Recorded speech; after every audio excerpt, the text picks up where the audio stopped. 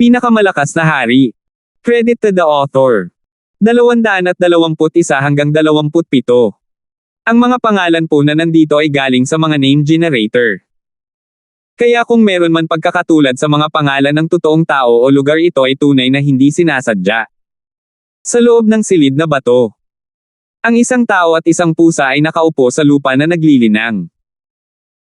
Makalipas ang kalahating araw, ang prasko ay nagtimpla ng isa pang batch ng alkohol na naglalaman ng isang espiritual na amoy.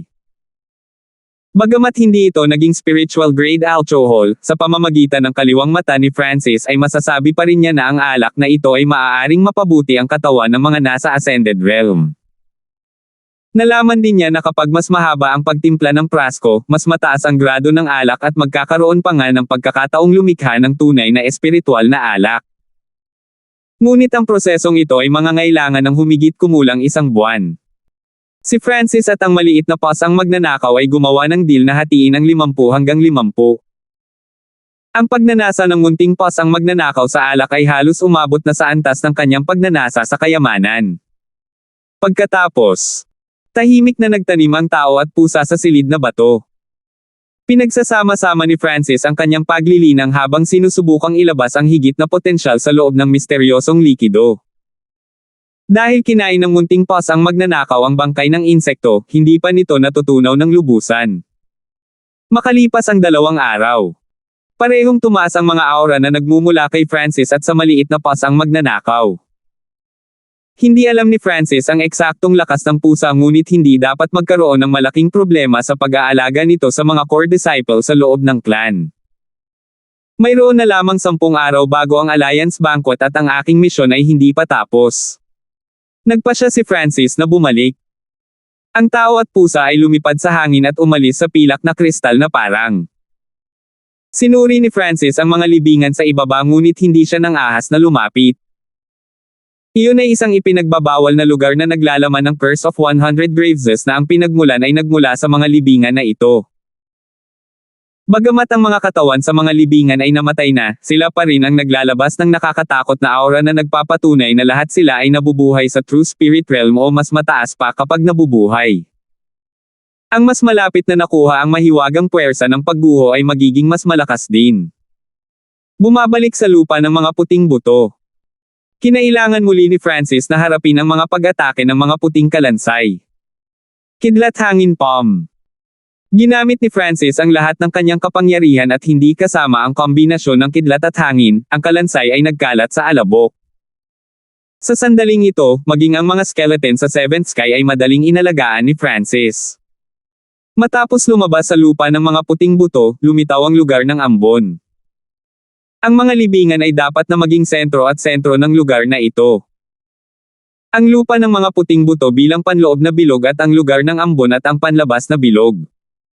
Pagtatapos ni Francis.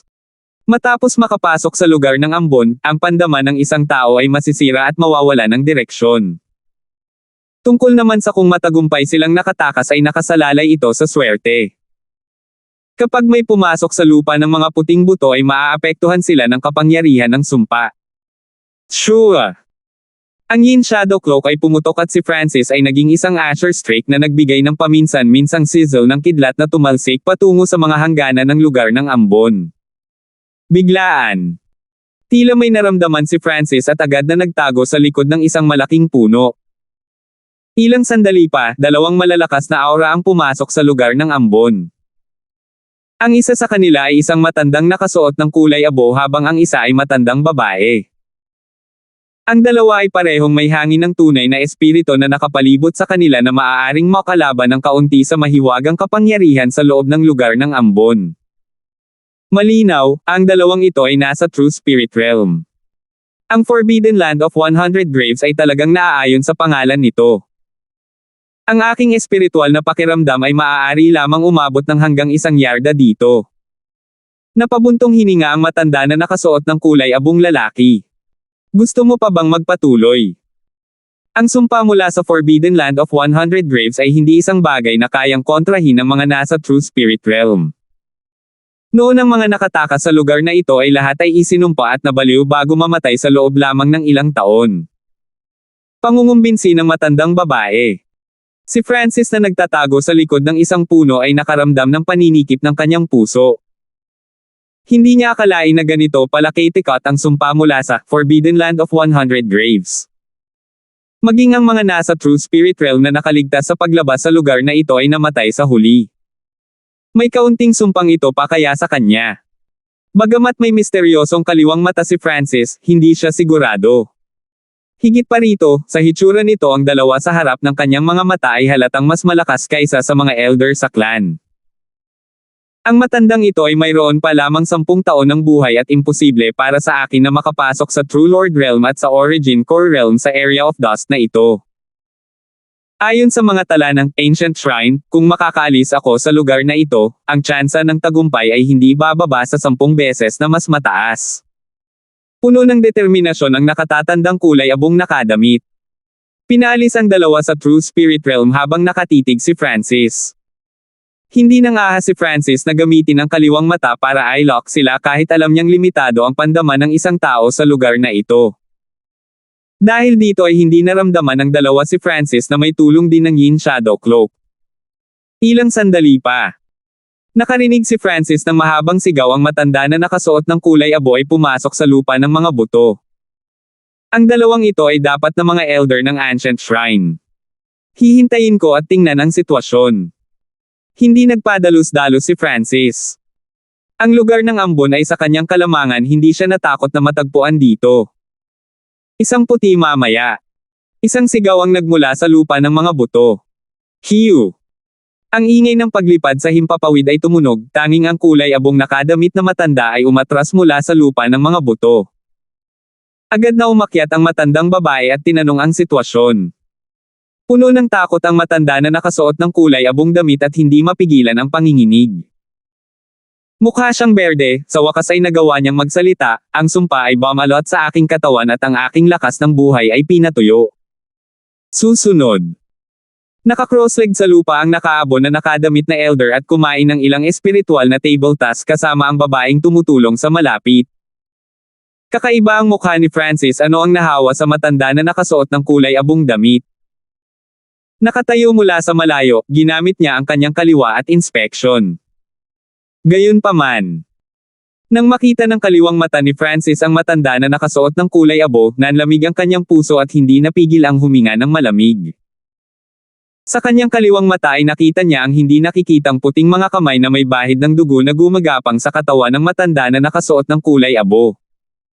Ang mga organo ng matanda na nakasuot ng kulay abo ay nadudurog ng hindi nakikitang mga kamay. Ang eksenang ito ay nagpatayo ng mga balahibo ni Francis. Maging ang matandang babae sa tabi ng nakatatandang kulay abong nakadamit ay nakaramdam ng pagkabalisa at kinailangan pang magpanatili ng isang tiyak na distansya habang umiikot ang kanyang true force. Paglapit ng matandang babae, sasalakayin din siya ng mga puting invisible na kamay. Siyempre, bagamat hindi nila nakikita ang pag-iral ng mga kamay ay likas nilang nararamdaman ang banta mula sa kanila. Napuno ng awa ang mga mata ni Francis, malamang na hindi na mabubuhay ang nakatatandang kulay abong iyon sa kalahating taon. Itong ipinagbabawal na lupain ng 100 libingan ay talagang ipinagbabawal. Medyo natakot si Francis, hindi niya inaasahan na dadalhin siya ng maliit na pos ang magnanakaw sa isang mapanganib na lugar. Kung una niyang nalaman ang sitwasyon dito, hindi maglalakas loob na pumasok si Francis kahit na mayroon pa siyang 100 lakas ng loob. Agad na inikot ni Francis ang kanyang kaliwang mata upang tingnan ang pusa at ang kanyang sitwasyon, ngunit nalaman niyang walang mali. Nagpakawala ng hininga si Francis. Ang dahilan kung bakit hindi naapektuhan ng sumpa si Francis ay dahil sa misteryosong kaliwang mata. Ito ay tulad ng isang token na maaaring mawala ang kapangyarihan ng mga sumpa. Tulad ng para sa maliit na magnanakaw na pusa, ang kasaysayan nito ay napakahiwaga at siya ang nanguna sa kanya dito sa unang lugar. Munting magnanakaw na pusa, huwag mo nang gawin ito sa susunod. Malamig na sinulyapan ni Francis ang maliit na pos ang magnanakaw gamit ang kaliwang mata. Ang maliit na pos ang magnanakaw ay nagbigay ng malamig na sinok at tumango ng maraming beses bago inilabas ang sinaunang barya at malungkot na pinaglaruan ito. Alam ni Francis na tanging ang misteryosong kaliwang mata lamang ang makakakontrol sa maliit na paws ang magnanakaw o kung hindi, sa ugali ng pusa bakit hindi man lang ito nag-abala sa mga nasa true spirit realm. Hindi nagtagal. Lumipad palayo ang matandang lalaki at matandang babae na nakasuot ng kulay abong damit. Bago sila umalis ay narinig ang boses ng matandang babae, ito ay para sa hindi pakikinig sa akin. Sa nakalipas na 1,000 taon tanging si Lord Patriarch ang nakapunta sa Forbidden Land of 100 Graves at nakabalik ng hindi nasaktan. Ngunit kahit na ang Patriarch ay hindi nasakop ang lugar na ito. Ang alam lang natin ay pumunta sa Iron Dragon Country at hanapin ang Division Leader. Siya ay napaka-misteryoso ngunit malalim sa paraan ng pag-iisip.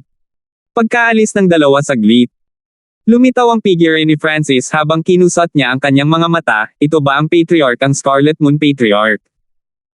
Hindi na siya nagtagal pa at umalis na siya sa daan patungo sa lugar ng ambon. Makalipas ang 2 araw, natagpuan ni Francis ang two-headed silver-crowned bird sa Sky Cloud Forest.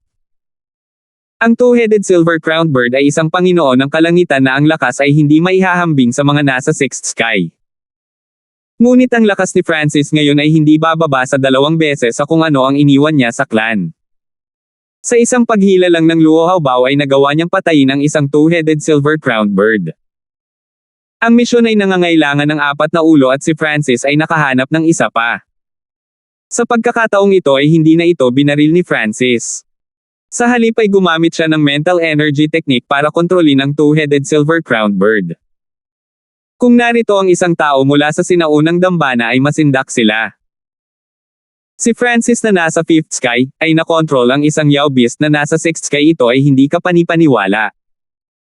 Higit pa rito, ang two-headed silver-crowned bird ay may 2 ulo na nangangahulugan na ito ay 2 beses na mas mahirap kontrolin.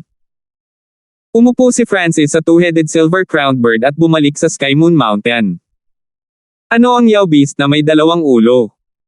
Ang mga disipulo sa Sky Moon Clan ay nataranta at kumilos na parang kaharap nila ang isang malakas na kaaway.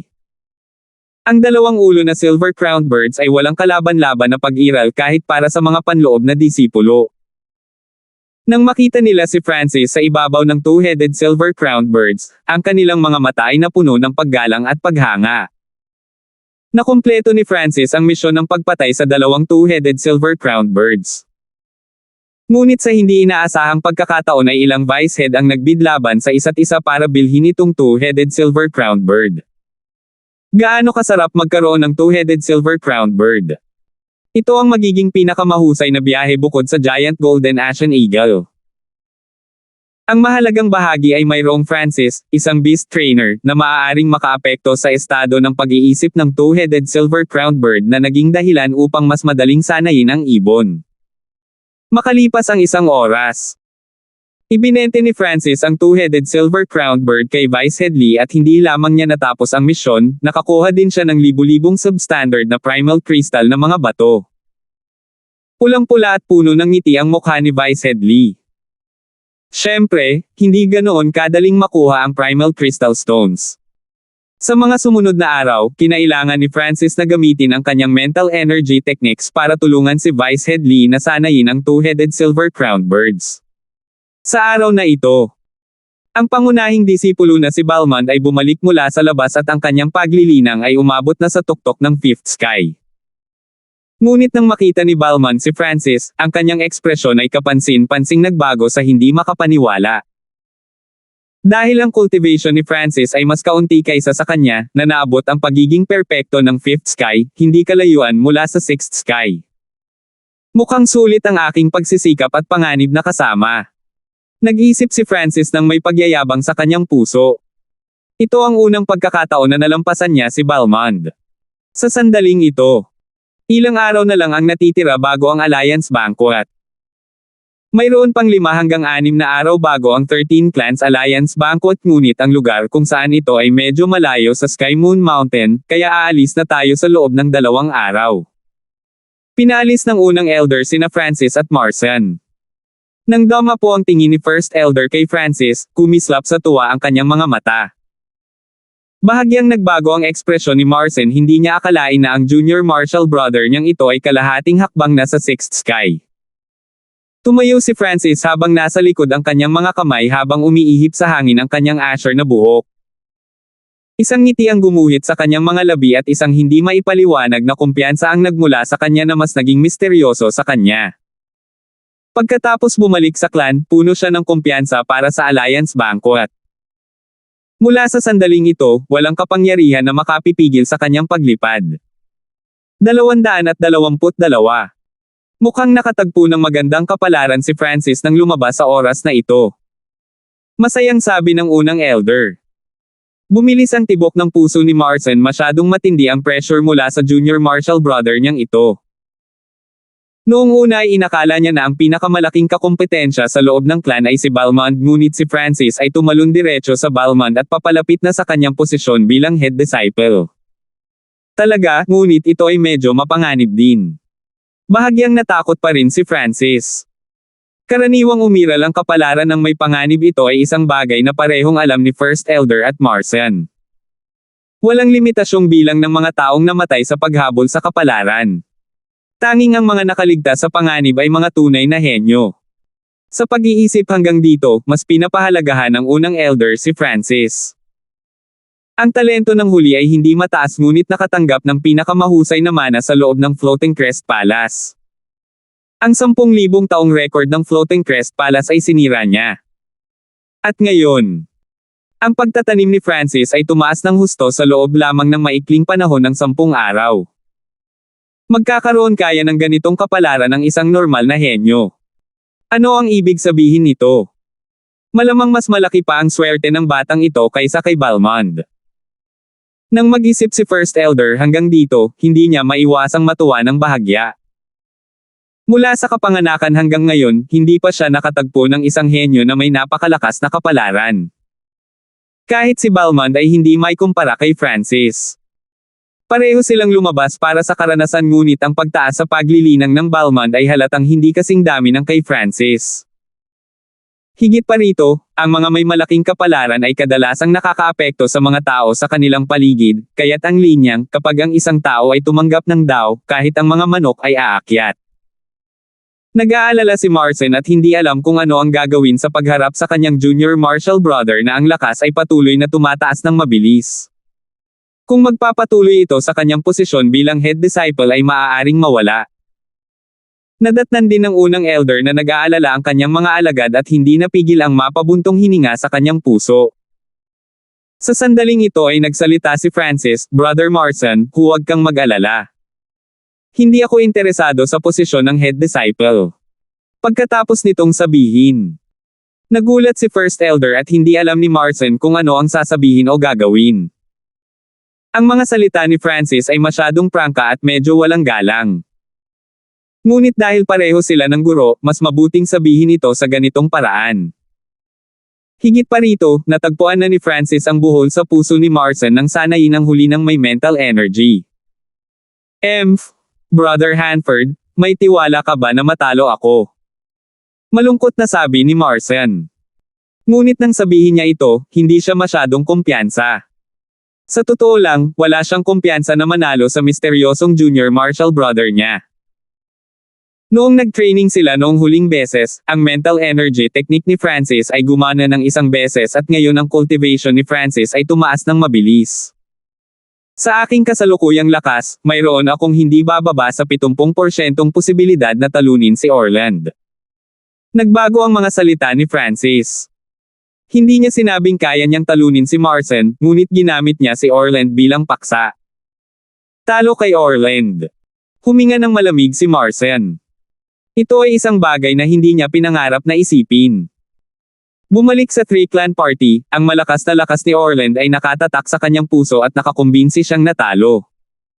Nang marinig ito ng unang elder, kumislap ang kanyang mga mata. Ang kagalakan mula sa kanyang alagad na ito ay malayo sa inaasahan. Ngunit hindi lubusang maniniwala si First Elder sa mga salita ni Francis. Sa buong buhay niya, nakita niya ang napakaraming mga tiwala na henyo na natalo ng kakilakilabot sa huli. Huwag kang maging mayabang. Kalahating buwan na ang nakalipas, nakapasok si Orland ng Linmon clan sa 7th Sky of the Ascended Realm at ang kanilang core na disipulo na si Angelica ay umabot sa peak 6th Sky. Malamig na sumimangot si unang elder at sinabi ito para sugpuin ang apoy ni Francis. Seventh sky ng Ascended Realm. Nagulat si Marson. Mahirap paniwalaan na ang isang nakababatang henerasyon ay nakarating na sa seventh sky ng Ascended Realm. Normal ang ekspresyon ni Francis ngunit bumantong hininga siya sa kanyang puso. Nakalkulan na niya na may maliit na pagkakataon na subukan ni Orland na makapasok sa seventh sky bago ang Alliance Banquet at nangyari nga ito. Salamat Brother Hanford sa pagtulong sa aking heart knot. Tumingin si Marson kay Francis nang may pasasalamat at komplikado. Diretso na sinabi ni Francis kung ano ang mali at gumamit ng kapangyarihan para kumala sa pagkakatali sa puso ni Marson. Kung hindi ito sinabi ni Francis, si Marson ay mapipilitin at maaaring magseselos, na magdudulot sa kanya na mahulog sa bangin. Ayaw ni Francis na magkaroon ng anumang away sa kanila kaya dumiretso siya sa punto. Sa sandaling ito ang estado ng puso ni Marson ay naging mas malawak at walang pumipigil sa kanya, na nagbibigay sa kanya ng higit na pagkakataon na mapabuti ang kanyang paglilinang. Unang kinuha ni Elder ang lahat ng ito sa kanyang mga mata at tinanggo ang kanyang ulo. Ang mga kilos ni Francis ay tila mayabang at pabaya ngunit nalutas ang problema sa pinakasimple at pinakasimpleng paraan. Pagkaalis ni Marson, si Francis at unang Elder lang ang naiwan. Francis, ano pa ang mayroon? Tanong ni First Elder. Kinuha ni Francis ang balat ng hayop mula sa Forbidden Land of 100 Graves at ibinigay ito kay First Elder. Sinuri ng unang Elder ang mga nakasulat sa balat ng hayop at patuloy na nagbabago ang kanyang ekspresyon.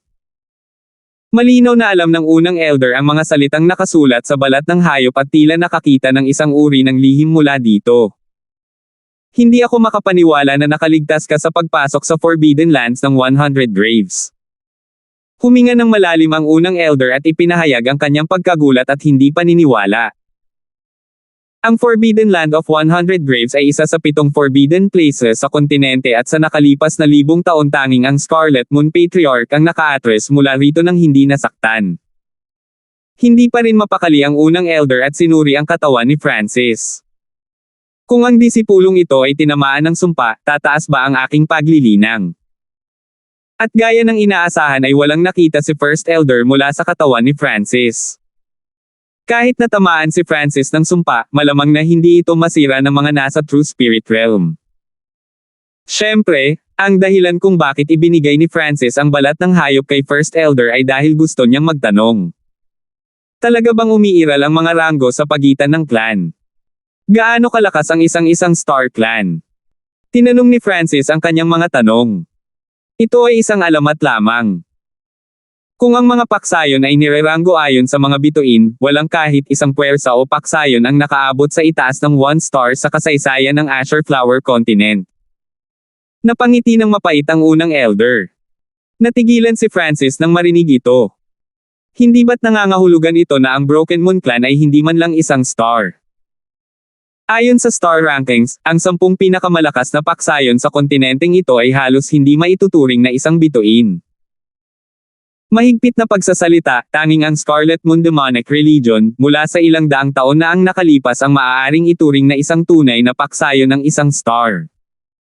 Para naman sa Broken Moon Clan, wala pa itong kalahating bituin. Higit pa rito, ang agwat sa pagitan ng kalahating bituin at isang bituin ay 10 hanggang 100 beses pa. Siyempre, hindi mako-consider na totoo. Nang magsalita ang unang Elder, umiling siya. Ang pagraranggo ng mga puwersa ng stars ay isang alamat lamang.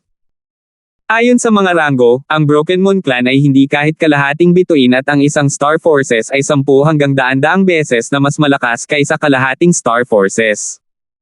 Kung magpapatuloy ito sa ganito, 1.5 star. 2 star. Hanggang 5 stars, gaano kasira ang 5 Star Force? Ang ilang mga tagapaglingkod mula sa isang 2 Star Force ay maaaring sirain na ang Broken Moon Clan, kaya't huwag mag-isip tungkol sa isang 5 Star Force. Masyadong maraming alamat. Maaari kang pumunta sa silid-aklatan at magbasa ng mga talaan doon. Napabuntong hininga muna si Elder at tila ayaw na niyang magsalita pa. Bumalik si Francis sa Central Hall Division at pumasok sa library. Malapit na. Natagpuan ni Francis ang mga talaan tungkol sa mga bituin. Ayon dito, ang isang kalahating bituin na clan ay nangangailangan ng kahit isang tao sa True Lord Realm at 10 ng iba pa sa True Spirit Realm pati na rin ang isang grupo ng iba pang mga kinakailangan. Parang hindi lang kalahating Star Faction ang Broken Moon Clan, malayo ito dito. Sa isang tiyak na punto ng panahon, nagsimulang magbasa si Francis tungkol sa simula ng panahon. Ayon sa mga tala, mayroong isang desolate continent. Ang Desolate Era ay napakalaki at naroon mula sa simula ng panahon, na nagsilang ng mga Diyos at demonyo na kumokontrol sa napakalaking kapangyarihan at halos walang kamatayan. Sa paglipas ng panahon, lumitaw ang walang limitasyong mga karera sa Desolate Continent. Hanggang isang araw, isang labanan ang nangyari kung saan maging ang mga Diyos, demonyo, at sinaunang God King ay lumahok. Ang labanang iyon ay yumanig sa araw at buwan at nawasak pa ang lupa, sa wakas ay kinaladkad ang mga ancestral gods sa labanan, na gumamit ng ipinagbabawal na kapangyarihan, na lumikha ng isang mapanirang windstorm na dumurog sa Desolate Continent. Hindi nagwakas ang mundo matapos masira ang Desolate Continent. Sa halip, ang napakalaking kontinenteng ito ay nahati sa bilyon-bilyon at trilyong piraso at ang bloodline ng mga sinaunang Diyos ay sumanib sa mga batik na ito. Sabi ng alamat, ang Azure Flower Continent ay isa sa bilyon-bilyon at trilyong piraso ng Desolate Continent. Hindi makapaniwala si Francis nang makita niya ang alamat na ito. Kung ito ay totoo, kung gayon ang Desolate Continent ay magiging masyadong malaki, isang maliit na butil lamang ang magiging sukat ng mundo. Halatang hindi siya naniniwala dito, tulad ng kung paano siya kalahating naniniwala sa star rankings. Isinara ni Francis ang mga record at tumalikod at umalis. Biglang napagtanto ni Francis na ang mga mata ng maliit na magnanakaw na pusa ay kumislap nang mabasa niya ang mga alamat na ito. Sa parehong sandali na lumingon siya, isang alaala ang tumunog, ang sinaunang ay nasira at ang mga sinaunang Diyos na napatay ay magiging 1 trilyong alikabok. Napakapamilyar ng tunog na ito at ang unang narinig ni Francis nang matanggap niya ang misteryosong kaliwang mata. Nanlamig ang katawan ni Francis at hindi niya maiwasang huminga ng malalim. Ang sinaunang ay nasira at ang mga sinaunang Diyos na pinatay ay magiging 1 trilyong alikabok. Ang maikli, simpleng mga salitang ito ay tila nagpapatunay kung ano ang nakita ng mga talaan ni Francis. Hindi ba't ang ibig sabihin nito ay totoo ang mga alamat na ito noon? Hindi bababa sa pangkalahatang direksyon. Kung totoo ang mga alamat, dapat ganoon din ang star rankings of forces. Sa sandaling ito, nabalisa ang isip ni Francis ngunit agad siyang kumalma. Kahit na simula nang sumanib siya sa misteryosong kaliwang mata ay naging mahinahon siya at matatag.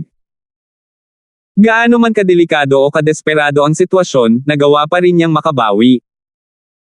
Ibig sabihin ang kaliwang mata ko ay mata ng isang sinaunang Diyos. Nag-iisip si Francis ngunit halos tiyak na ito nga.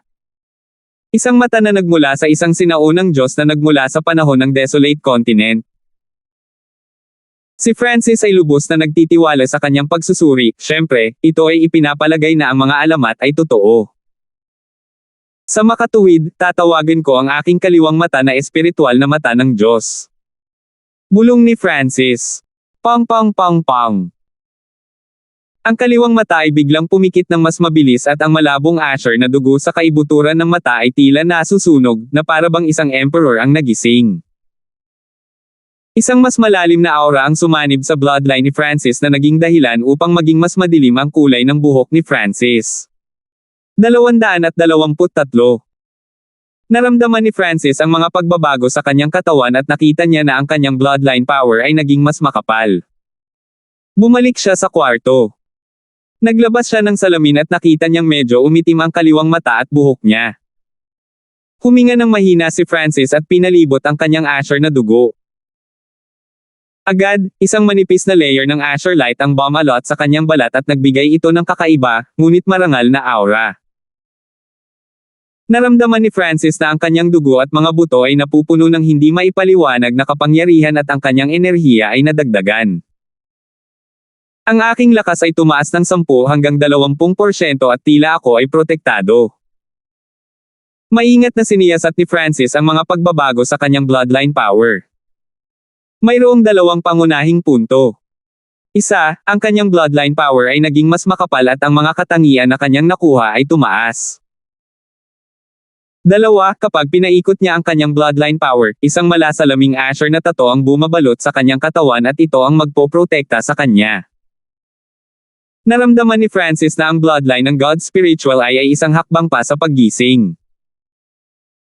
Hindi nagtagal ay ibinalik niya ang kanyang eye patch at itinago niya ang kanyang bloodline power, na naging dahilan upang mawala ang malasalaming Asher na tato. Si Francis ay tila hindi nag-iba maliban na ang kulay ng kanyang buhok ay bahagyang umitim. Para sa susunod na araw, naging pamilyar si Francis sa kanyang bloodline power at pinagsama niya ang kanyang cultivation. Sa ngayon, ang kanyang cultivation ay umabot na sa limitasyon ng fifth sky at nasa likod lang siya ni Marcin sa gitna ng core disciples. Kinaumagahan.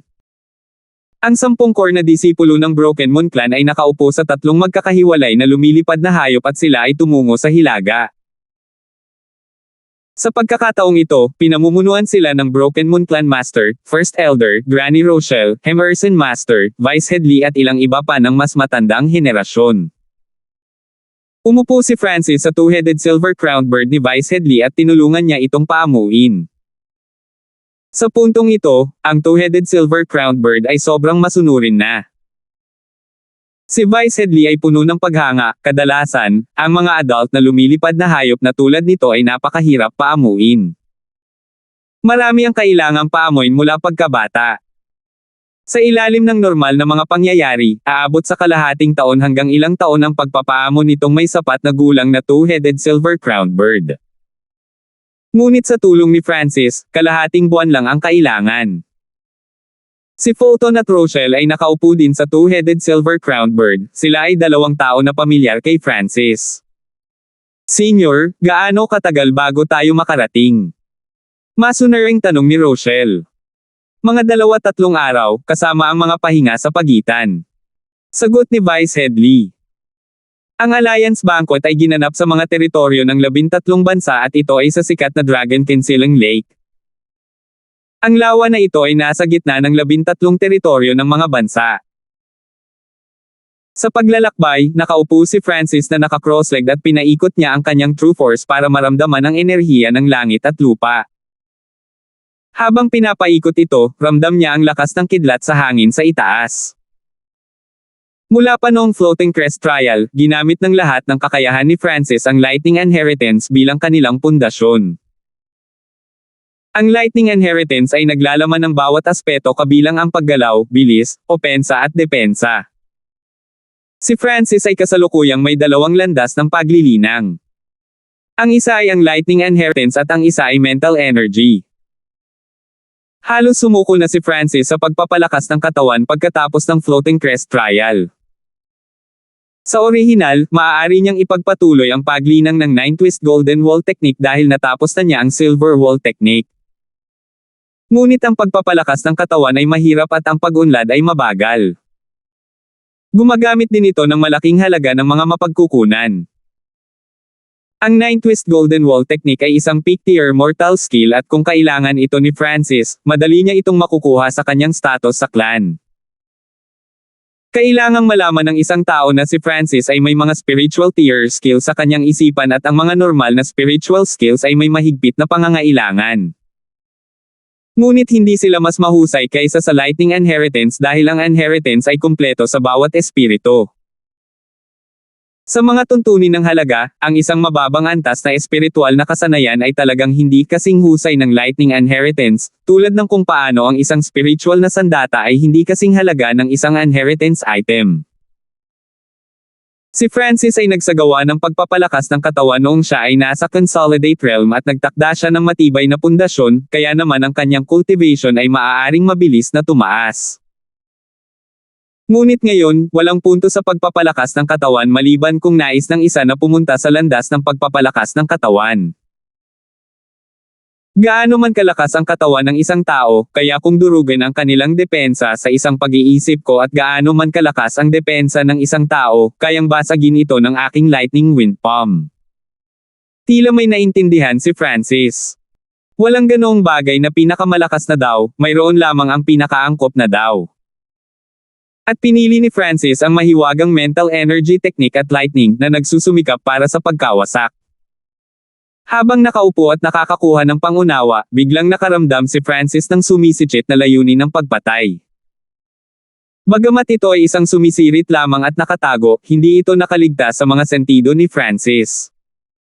Sa ibabaw ng giant golden ashen eagle, malamig na kumislap ang mga mata ni Emerson Master habang nakalock sila kay Francis. Ilang araw ang nakalipas nang bumalik si Francis at naabutan ng Balmond, naramdaman ni Emerson Master ang isang panganib at pressure na hindi niya naramdaman noon. Sa pamamagitan ng sunod-sunod na pagtatanong, naunawaan ni Emerson Master ang landas ni Francis patungo sa maturity at nakaramdam siya ng pagkabalisa. Ang landas ni Francis tungo sa kapanahunan ay naging posible. Sa loob lamang ng kalahating taon, ilang himala ang nagawa ni Francis. Nang ibabaw sa mga outer disciples, naging numero 1. Paglilinang ng Lightning Wind Palm. Itinatag ang kanyang pangangibabaw sa Scarlet Moon Cave, naging disipulo ng unang elder. Sinira ang 10,000 taon na record ng Floating Crest Trial. Nakakagulat ang lahat sa Three Clan Party. At ngayon, maraming mga disipulo ang nag-uusap kung ang tunay na lakas ni Francis ay mas malakas kaysa sa head disciple. Ito na ang huling pagkakataon. Alliance Banquet. Sinubukan ni Emerson Master ang kanyang makakaya na pagkalmayan ang pagkabalisa sa kanyang puso. Kung makakagawa ng milagro si Francis sa Alliance Banquet na ito, papatayin niya ang huli kahit ano pa ang presyo. Makalipas ang 3 araw. Isang kumikinang na asul na lawa ang nakita. Nandito na tayo. Mula sa itaas ng 3 lumilipad na hayop ay dumating ang mga tunog ng pag-asa at kaguluhan. Binuksan ni Francis ang kanyang mga mata at nakita niya na ang lawa ay halos 1,000 milya ang laki. Sa gitna ng lawa, may maliit na isla na kasing laki ng Sunfeather City. Sa puntong ito ng panahon, ang mga kalapit na lumilipad na hayop ay tumungo sa maliit na isla sa gitna. Ito ang lugar ng pagtitipon ng 13 clans, ang Dragon Concealing Lake. Napangiti si Vice Headley. Mayroong maraming mga alamat tungkol sa Dragon Concealing Lake. Tila, ilang libong taon na ang nakalilipas, isang cultivator ang nagtanim dito sa loob ng halos 100 taon at sa wakas ay naging isang maliwanag na bituin na tumawid sa Azure Flower Continent. Ang cultivator na iyon ay kilala bilang Concealed Dragon, na ang cultivation ay sinasabing nasa Origin Core Realm at siya ay lubhang sikat. Sa kontinenteng ito, ang sinumang nakarating sa Origin Core Realm ay naitala bilang mga alamat. Totoo ang mga alamat ng Concealed Dragon. Kumpiyansa na sinabi ni Vice Headley, na nagpapataas ng pagkamausisa ni Rochelle. Talaga? Paano ka nakakasigurado? Tanong ni Rochelle. Tumawa si Vice Headley, ang nangungunang 3 reward ng Alliance Banquet sa pagkakataong ito ay may kinalaman sa Concealed Dragon. Ano ang gantimpala? Hindi napigilan ni Francis at Fulton na magtanong. Noong ang Concealed Dragon ay nilinang sa Concealing Dragon Lake, nagkaroon ng pagkasira sa likod at tila, ang pagkawasak na iyon ay naglalaman ng mga insight at pangunawa mula sa isang dalubhasa sa Origin Core Realm. Isa ito sa mga pinakapahalagahan na lugar sa 13 bansa. Sabi ni Vice Headley. Ang Origin Core Realms sa Concealing Dragon Lake ay binantayan ng nangungunang 3 clans, the Cloud Sword Clan, Ancient Shrine at True Mystic Clan. Kadalasan, ang mga nangungunang henyo lamang ng 3 clan ang pinapayagang makapasok. Ngunit ang natitirang 10 clans ay halatang ayaw. Sa makatuwid, ang Alliance Banquet tuwing 10 taon ay isang kaganapan para sa sparring sa kanila at isang paraan upang ipamahagi ang mga mapagkukunan. Hindi nagtagal, ang mga mula sa Broken Moon Clan ay pumasok sa isla. Ang maliit na isla ay isang lugar na partikular na ginamit upang mag-host ng Alliance Banquet. Sa gitna ng maliit na isla, mayroong isang array stage na ilang milya ang laki. Ito ang unang pagkakataon na ang lahat ay nakakita ng ganoong kalaking array stage at ito ay nilikha gamit ang pitch black sandstones. Ang itim na buhangin na bato ay napakatigas at tanging mga mortal na sandata ang halos hindi makapinsala dito. Higit pa rito, ang napakalaking dami ng mga batong buhangin ay nagpababa sa kapangyarihan. Sa paligid ng entablado ng itim na sandstone ay 15 stand. Ang bawat clan ay may kanya-kanyang stand at para sa natitirang dalawang stand, inihanda sila para sa Iron Dragon Country at Sky Rich Country. Ang dalawang paksayo ng dalawang bansang iyon ay nagpapadala ng mga alagad dito, ngunit kalaunan ay hindi na sila dumating. Paliwanag ni Vice Headley. Malapit na. Ang grupo mula sa Broken Moon Clan ay dinala sa isang stand. Ang stand ay hindi lamang ginamit upang panoorin, mayroon ding mga pabahay dito. Makalipas ang ilang oras, ang Lin Moon Clan at Silver Moon Clan ay dumating sa isa't isa at sila ay inilagay sa kaliwa ng Broken Moon Clan. Ang tatlong clans ay dating isang clan at karaniwan nilang nahaharap ang mga kaaway ng magkasama. Ang pinagsamang lakas ng tatlong clans na ito ay hindi dapat maliitin. Tingnan mo, isa ito sa 4 na bituin. Napasulyap-sulyap ang ilang tao mula sa stand. Si Orland ay talagang isa sa mga nangungunang henyo. Nagdulot ng ripple ang pagdating niya. Ang kanyang cultivation ay umabot na sa 7th sky at nabasa niya ang liwanag ng maraming henyo. Sa susunod na araw, dumating ang lahat ng 13 grupo mula sa 13 clan. Sa hindi inaasahang pagkakataon, nagpadala rin ang Iron Dragon Country ng grupo ng mga tao para manood. Ang bansang Iron Dragon ay ang pinakamakapangyarihang bansa sa hilagang kontinente at ang kanilang puwersa ay mas malakas kaysa sa 13 angkan. Hehe, ang Alliance Banquet sa pagkakataong ito ay mas sikat kaysa dati. Lumiwanag ang entablado ng itim na buhangin na bato at hiniwa ng isang layer ng manipis na gintong liwanag ang array stage sa 4 na bahagi. Kasabay nito, 4 na eksperto sa True Spirit Realm ang pumunta para pamahalaan ang array sa bawat isa sa 4 na bahagi. Ang yugto ng array ay nahahati sa 4 na bahagi at ang 3 nangungunang mula sa bawat lugar ay magkakarank. Sa wakas, ang 4 na bahagi ay magiging isa at doon na magsisimula ang tunay na labanan.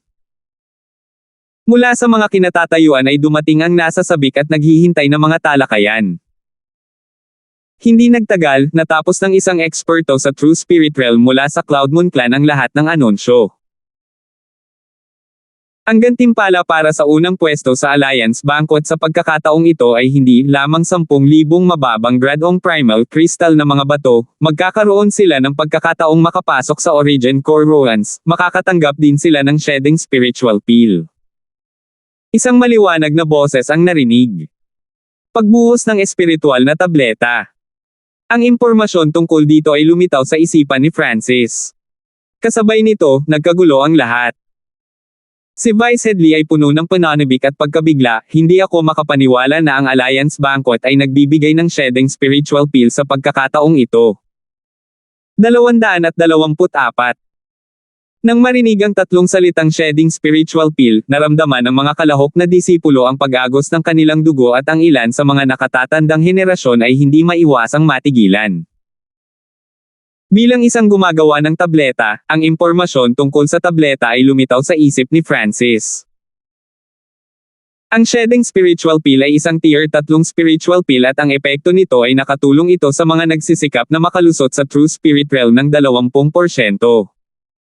Ang epektong ito ay sapat na para sa mga nasa 7th sky at kalahating hakbang na True Spirit Realm na mabaliw para dito. Mayroong isang kasabihan sa mundong ito, minsan ay isang tunay na espiritu, hindi kailanman mortal. Sa madaling sabi, kapag nakapasok ang isa sa True Spirit Realm, sila ay mga nilalang na hindi maikukumpara sa mga mortal. Ang kanilang anyo ng buhay ay lumampas ng malaki sa mga mortal at parehong lakas at haba ng buhay ay tataas ng husto. Ang isang normal na cultivator sa 7th sky ay may 10% na pagkakataon na matagumpay na makapasok sa True Spirit Realm. Ang pagkakaroon ng Shedding Spiritual Peel ay nangangahulugan na ang orihinal na pagkakataon ng tagumpay ay not-obal. Higit pa rito, may ibang gamit ang Shedding Spiritual Peel. Kapag ginamit ito ng isang tao sa Ascended Realm, garantisadong makakarating sila sa susunod na sky. Kahit na gumamit nito ang isang tao sa 7th sky, madali nilang maabot ang kalahating hakbang na True Spirit Realm. Hindi napigilan ni Francis na huminga ng malalim habang ang kanyang puso ay tumibok. Ang epekto ng Shedding Spiritual Peel ay maalamat para sa mga nasa ilalim ng True Spirit Realm. 100% na pagkakataong maabot ang susunod na sky, gaano iyon katukso. Kailangang malaman ng isa na ang bawat hakbang sa huling yugto ng Ascended Realm ay mahirap, lalo na pagkatapos ng Fourth Sky. Ang isa ay maaaring natigil sa hakbang na iyon sa loob ng maraming taon o kahit na mga dekada. Hindi nakakagulat na ito ay isang grade 3 spiritual pill. Kumislap ang mga mata ni Francis at gumawa siya ng desisyon. Kahit na kailangan niyang ipakita ang lahat ng kanyang lakas, lalaban siya para sa unang lugar. Ang epekto ng shedding spiritual pill ay hindi mapaglabanan. Mahigpit na nakakuyom ang mga kamao ni Balmond habang may kumislap na liwanag sa kanyang mga mata. Si Orland ng Linmon clan ay huminga ng malalim at ang kanyang bloodline power ay nagsimulang manginig ng bahagya na naging sanhi ng isang napakalaking aura na lumitaw. Matapos ipahayag ang gantimpala, ang mga nangungunang henyo ng 13 clans ay may determinadong hitsura at ang ilan ay may bahagyang nakakabaliw at brutal na mga ekspresyon. Malapit na. Ang mga gantimpala ay inihayag lahat. Ang unang 3 ay nakapasok sa Origin Core Ruins at ang nangungunang 10 lahat ay may kanya-kanyang reward, kabilang ang spiritual pills, martial arts at primal crystal stones. Ngunit walang pag-aalinlangan, tanging ang premyo para sa unang lugar ang nakakaakit. Ito ay lalo na para sa 4 na bituin na lahat ay nakarating sa 7th sky. Kung nakuha nila ang shedding spiritual pill, nagkaroon sila ng pagkakataong makapasok sa True Spirit Realm sa loob ng 1 o 2 taon. Sa parehong araw. Matapos ipahayag ang mga gantimpala at panuntunan, ang mga kinatawan ng mga disipulo mula sa bawat clan ay nagpunta upang magparehistro at kunin ang kanilang mga plate number. Sa ikalawang araw. Ang minsan sa bawat 10 taon ay opisyal na nagsimula ang Alliance Banquet. Sa puntong ito, ang mga disipulo mula sa 13 clan lahat ay naramdamang kumukulo ang kanilang dugo sa pananabik. Ang Alliance Banquet ay isang beses lamang sa bawat 10 taon at ito ay naiiba sa 3 clan party. Ito ay isang yugto na puro para sa nakababatang henerasyon at ang mga nakatatandang henerasyon ay nariyan lamang upang panoorin. Mayroong maraming mga henyo sa kasaysayan na nag-evolve mula sa isang ahas hanggang sa dragon dito. Higit pa rito, ang Alliance Banquet ay hindi kasing simple ng sparring. Narinig ni Francis na binanggit ni Vice Headley na ang ranggo ng mga disipulo ay makakaapekto sa mga mapagkukunan na inilalaan ng bawat clan. Nangangahulugan ito na kung maabot ni Francis ang 3 nangungunang o kahit na mauna, ang Broken Moon clan ay makikinabang ng malaki. Ito rin ang dahilan kung bakit binigyang halaga ng 13 clan ang Alliance Banquet. Ang entablado ng Black Sand Array na ilang milya ang lapad ay biglang lumiwanag. Weng! Ang napakalaking yugto ng hanay ng itim na buhangin ay nahati sa 4 na magkakaibang lugar sa pamamagitan ng mga sinag ng mahinang gintong liwanag. Ang unang round, qualifying round. Ang 4 na lugar ay kumakatawan sa 4 na magkakaibang larangan ng digmaan at bawat isa sa 4 na bituin ay nasa isa sa kanila. Pagkatapos ng isang hanay ng mga laban, ang nangungunang 3 mula sa bawat lugar ay pagpapasya. Pagkatapos ng qualifying round, ang 4 na lugar ay magiging isa at mula doon, ang pinakamaliwanag na labanan sa kasaysayan ay magsisimula. Ang lahat ay umaasam at nasa sabik para sa huling yugto at kung ang isa ay papasok sa round na ito, sila ay nagtitipon ng mukha para sa kani-kanilang clans. Siyempre, ito ay isinasaalang-alang na ang isa ay nakapasa sa preliminaries. Malapit na. Ang 200 piling disipulo mula sa 13 angkan ay nahati sa 4 na lugar. Ang unang lugar ay mayroong Vanji. Ang pangalawang lugar ay mayroong Lintong Zuan. Ang ikatlong lugar ay mayroong Zishuan. Ang ika-4 na lugar ay mayroong Orland. Ang bawat lugar ay pinamumunuan ng isa sa 4 na bituin. Nangangahulugan ito na ang 4 stars ay hindi magsasagupaan ng masyadong maaga at ito ay magsusulong ng pagiging patas. Si Francis ay ipinadala sa 3 yugto. Si Fulton ay ipinadala din sa 3 lugar. Nagkatinginan ng dalawa at ngumiti sila bago naglakad patungo sa 3 lugar. Ang pangatlong lugar ay mayroon ng 40 hanggang 50 tao ng nakababatang henerasyon dito at lahat sila ay may matatalas na aura. Kahit sino sa kanila ay mas malakas kaysa sa karamihan ng core disciples ng Broken Moon Clan. Ang pangatlong lugar ay pinamunuan ni Zichuan at lahat ay tumingin sa kanya na may maingat at solemna na mga ekspresyon. Tumayo si Zichuan habang nasa likod ang kanyang mga kamay at napakagwapo niya. Mapapangiti siya ng mahina at parang madali siyang kausap. Ang kakaiba lang sa kanya ay may 3 espada siya sa likod at bawat isa sa kanila ay may mataas na kalidad. Sa mga tuntunin ng ranking, si Zichuan ay mas mataas kay Orland, ngunit hindi siya kasing yabang ng huli. Bukod kay Zichuan, mayroon ding mga henyo mula sa top ladder, sa Area 3. Ang mga henyo sa tuktok na hagdan ay isang hakbang lamang sa ibaba ng 4 na bituin at ang kanilang paglilinang ay umabot sa ika-6 na kalangitan, na may lakas ng mga pinunong disipulo. Kung isa sa alang-alang ang Area 3 bilang halimbawa, mayroon ng 3 o 4 na top ladder genius na ang aura ay mas malakas pa kaysa kay Marsan. Kumikislap ang mga mata ng mga top ladder genius na ito habang nakalock sila kay Zichuan. Obviously, ang target nila ay ang 4 stars. Walang ibang nakalagay sa kanilang mga mata. Magsisimula na ang qualifying round. Sa ilalim ng tunog na ito, inihayag ng 4 na judge sa True Spirit Realm ang pagsisimula. Sa sumunod na sandali, nagkagulo ang mga manunood. Ang bawat isa sa 4 na bituin, na kumakatawan sa mga nangungunang prodigies ng 13 clans ay umakyat sa entablado. Sa unang yugto, isang batang babae na may hawak na 3 yarda ang haba na berdeng espada na may mga mata na puno ng kalmado ay tahimik na nakatayo, tulad ng isang diyosa sa isang larawan. Siya si Vanji, ang pinuno ng 4 na bituin, isang batang babae na dumurog sa lahat ng nakababatang henerasyon sa ilalim ng kanyang mga paa. Sa ikalawang yugto, nakatayo doon ang isang kabataang nakasuot ng purong itim at tila may kakayahan siyang hilahin ang puso ng lahat sa isang bangin. Sa ikatlong yugto, nakatayo doon ang isang gwapong kabataan na may 3 espada sa likod at tila hindi siya bahagi ng mundong ito. Sa ika-4 na yugto, naroon ang isang lalaking may hangin ng maharlika at mga katangian ng isang inukit na bato. Sa puntong ito ng oras, ang 4 na bituin lahat ay lumuluwalhati ng sabay-sabay. At ang kanilang mga kalaban ay lubos na kinabahan. Hindi alam kung isang karangalan o kalungkutan ang humarap sa mga bituin ng henerasyong ito. Jang! Isang malamig na kislap ng liwanag na tila kayang hiwain sa mga ulap ang lumitaw. Ang isang kislap ng liwanag na iyon ay nagpalabo sa lahat, kabilang ang yugto ng hanay ng itim na buhangin. Nanginginig ang puso ng lahat nang makita ng kanilang mga mata ang anino ng espada. At sa oras na ito, kumpleto na ang pag-atake ni Vanji. Ang kanyang kalaban, na nasa tuktok na 5th sky, ay nagkaroon ng mahinang dugo sa lalamunan. Natigilan lahat ang mga nanunood sa magandang laslas. Nanginig ang puso ni Francis at naramdaman niyang parang nahati ang sarili niyang puso.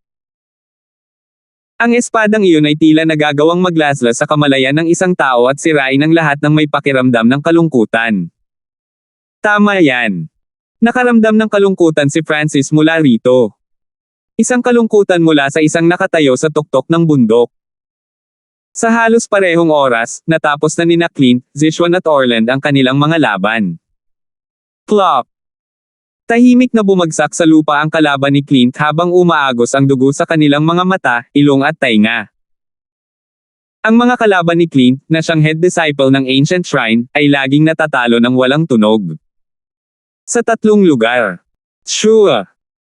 Ang isa sa 3 espada sa likod ni Zichuan ay biglang lumipad mula sa kaluban nito at lumipad ito sa hangin bago pinatay ang kanyang kalaban.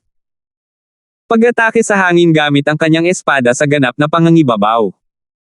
Siya ay nagsanay sa kasanayang ito ng Mystic True Clan sa napakataas na antas.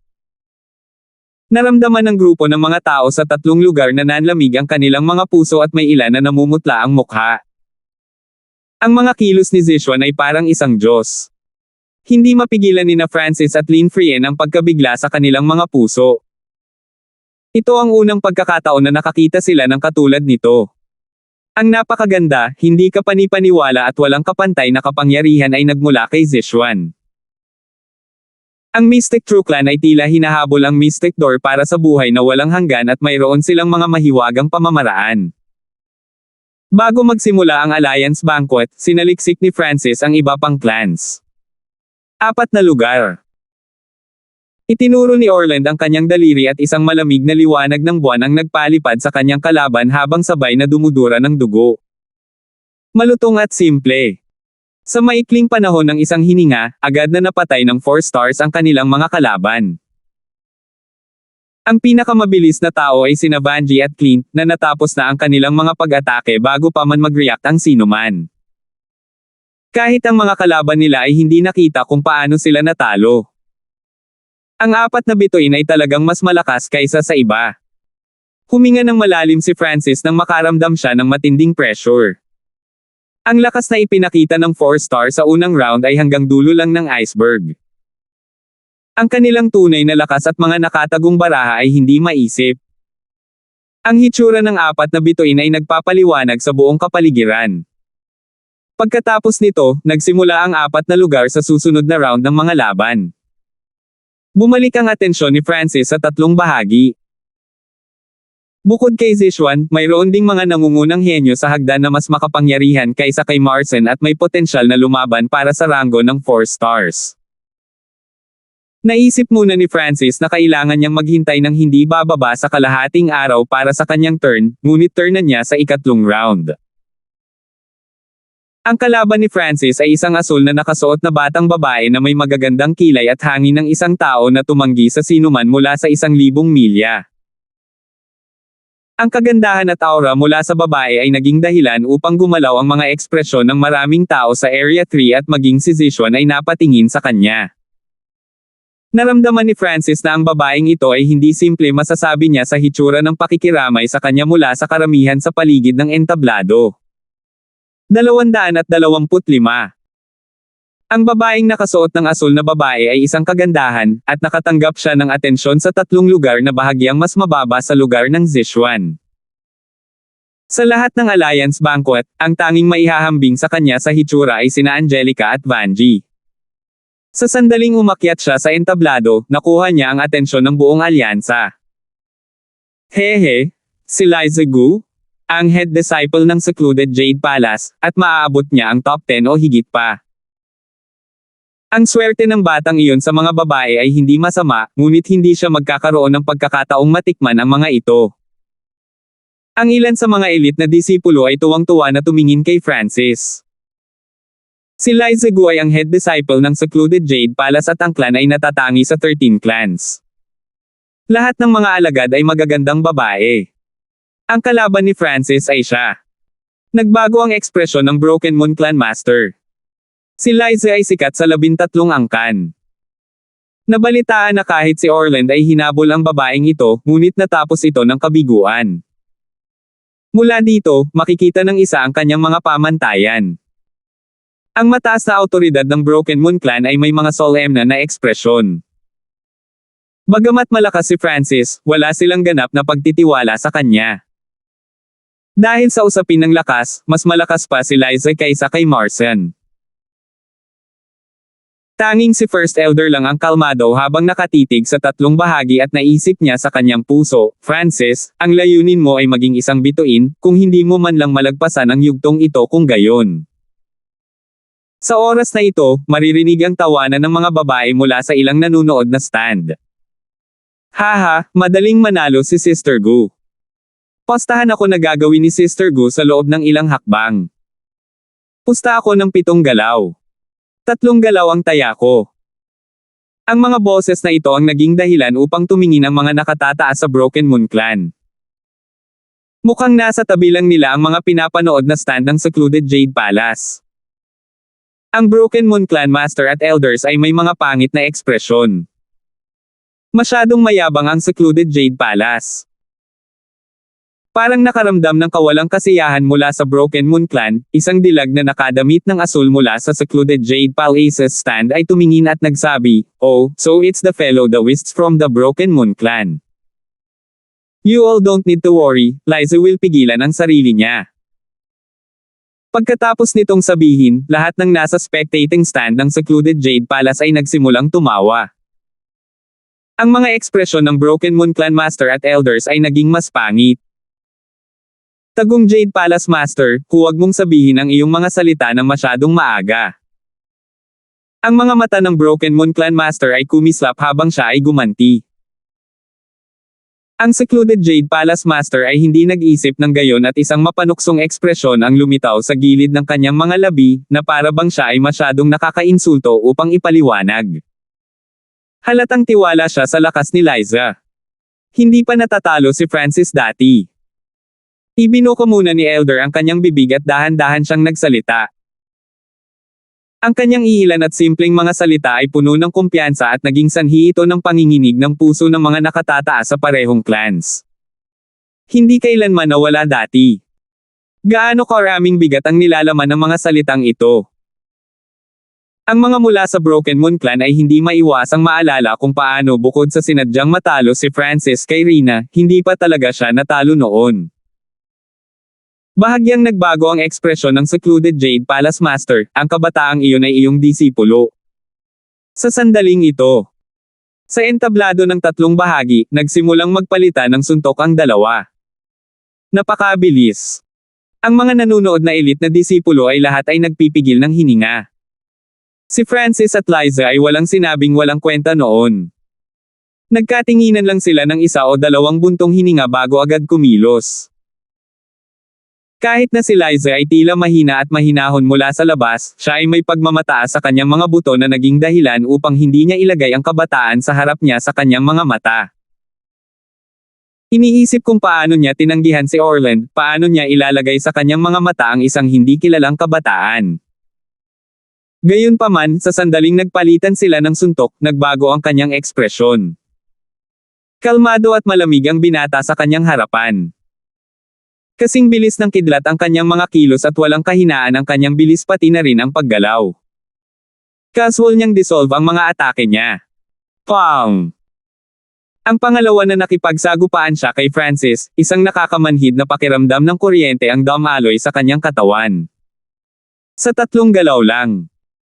Hindi lamang nakakuha si Liza ng anumang kalamangan, siya ay bahagyang nabigla. Ang pamamanhid na pakiramdam ay naghihigpit sa kanyang bilis at kung ito ay magpapatuloy, ito ay makakasama sa kanyang buhay. Ito ay si Liza na ang cultivation at lakas ay mas mataas pa kaysa kay Marcian. Kung ibang tao iyon, bigla silang magugulat. Ang ikinagulat ni Liza ay ang mga mata ng kanyang kalaban. Matalas sila at mahinahon at hindi sila nagbago dahil sa kanyang hitsura. Ito ay isang kabataang cold to the bone. 3 galaw. 5 galaw. 7 galaw. Sa tuwing makikipagpalitan si Liza sa kanya, manhid ang kanyang katawan at ikinahihiya siya ng bahagyang panginginig. Naabot na nila ang 10 galaw. Ang secluded Jade Palace Master ay may tame time na ekspresyon sa kanyang mukha at ang pagtawa sa kinatatayuan ay tumigil. Ang sitwasyon ngayon ay mukhang napakasama para kay Liza. Si Francis ay may napakalaking kapangyarihan at bilis sa opensa at hawak niya ang inisyatiba. Sa kabilang banda, ang mga nakatataas sa Broken Moon Clan ay nakakagaan ng tingin. Kailan ba nawala ang baliw na brat na iyon? Oo, hindi ako makapaniwala na nag-aalala lang kami para sa kanya. Sa pag-iisip tungkol sa mga aksyon ni Francis sa Floating Crest Trial, maraming tao ang nakatutuwa. Sa sandaling ito, biglang umatras si Liza ng 10 yarda na may malamig na ekspresyon, "Sino ka?" "Sino ako?" Tumigil si Francis, tila naalala niya na tinawag ng judge ang kanyang pangalan noon. At ngayon tinatanong ng babaeng ito ang kanyang pangalan. Malinaw na nangangahulugan ito na hindi man lang siya nag-abala noon. Malalaman mo rin sa wakas kung sino ako. Malamig na tumawa si Francis. Mayabang. Napahiya at nagalit si Liza kailan pa siya minamaliit. At sa isang taong kasing edad niya. Blue Moon Illusion Dance. Binuksan ni Liza ang kanyang mga braso at kumakalat sa paligid niya ang mga bilog ng asul na alon. Sabay biglang tumaas ang aura niya. Sa sumunod na sandali, humiga si Liza sa hangin at winagaway niya ang kanyang manggas habang sumasayaw sa himpapawid. Sa tuwing umiikot siya, ang kanyang manggas ay nagpapadala ng nakakatakot na alon na maaaring agad na sirain ang isang puno na kasing laki ng ilang tao. Ang Blue Moon Illusion Dance ay binubuo ng 9 na galaw, bawat isa ay mas malakas kaysa sa huli. Si Sister Gu ay nagsanay na hanggang sa ika-7 galaw at nasugatan niya ang isang cultivator sa 7th sky gamit nito. Ang Secluded Jade Palace Girls Disciples ay nagsimulang talakayin ito. The Blue Dance Illusion Dance. Mukhang napakasama ng swerte mo para makatagpo ka ng napakalakas na kalaban, pinipilit kang gamitin ang hakbang na ito. Bumantong hininga ang tagong Jade Palace Master. Nang makitang ang bawat galaw ng Illusion Dance ay mas malakas kaysa sa huli, ang pressure na naramdaman ni Francis ay mas malaki rin. Kung hahayaan niyang magpatuloy ang kalaban, kahit siya ay mahihirapan. Dito na magtatapos. Bulalas ni Francis habang ang kanyang asher na buhok ay umihip ng ligaw at isang kidlat ng kidlat ang lumitaw sa hangin. Si Liza, na nasa himpapawid, ay nakaramdam lamang ng mapanirang aura at ang pakiramdam ng kidlat ay ilang beses na mas malakas kaysa dati. Sayaw ng hangin at kulog. Sa sandaling itinulak ni Francis ang kanyang palad, nagsalubong ang kidlat at hangin. Bagamat pareho silang gumagawa ng sayaw, walang maganda sa kanila, tanging nakakatakot na pagkawasak. Hong Long Long. Sa gitna ng pagpalakpak ng kulog, si Francis ay parang isang demonyong Diyos. Wow! Agad na niluwa ni Liza ang isang subo ng dugo habang siya ay natangay ng mapangwasak na kapangyarihan at ang kanyang mukha pati na ang kanyang katawan ay may mga sunog na marka sa mga ito. Ang magandang babae kani-kanina lang ay naging sobrang gulo na at halos masira ang mukha. Fuck! Hindi ba marunong magmadali sa babae ang lalaking iyon? Talagang ibabalik ko ito para kay Goddess Gu. Pei, kahit si Liza ay natalo, kaya paano ka mananalo sa iyong lakas? Nagkagulo ang karamihan. Maraming elite na disipulo ang nagsimulang sampain si Francis. Ikaw. Lubhang mapatla ang mukha ni Liza, kitang-kita niya ang mga bakas ng paso sa kanyang mukha at hinding-hindi niya makakalimutan ang pakiramdam ng pamamanhid. Higit pa rito, ang Lightning Wind Palm ay isang napakapangwasak na kasanayan at ang mga peklat na naiwan nito ay hindi madaling naalis. Si Francis ang nanalo. Ang hukom sa True Spirit Realm ay kumunat ang kanyang kilay at inihayag ang tagumpay ni Francis.